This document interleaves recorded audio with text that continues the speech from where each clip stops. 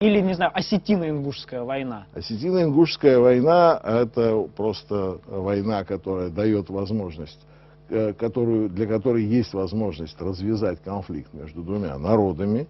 Этот конфликт был заложен очень давно, и заложен тоже из центра. Каким образом? Из центра заложен этот конфликт? Товарищ Сталин был большой мастер закладывать межнациональные конфликты.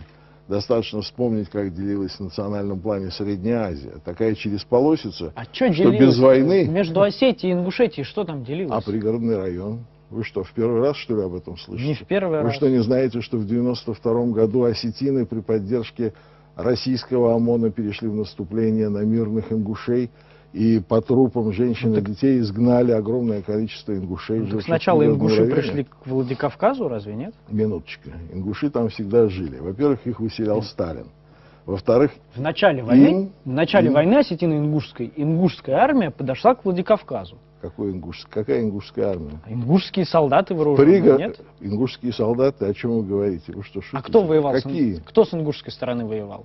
Там никто не воевал, там были женщины, дети и мужчины, защищавшие семьи с двустволками в руках. А со стороны осетин кто был? Естественно, бронетранспортеры с тяжелыми пулеметами, ДШК. А откуда у осетин бронетранспортеры с тяжелыми пулеметами? А им Красная бывшая армия дала. А ингушам не дала? А ингушам не дала. А почему? А потому что осетины — это, так сказать, выбор Москвы.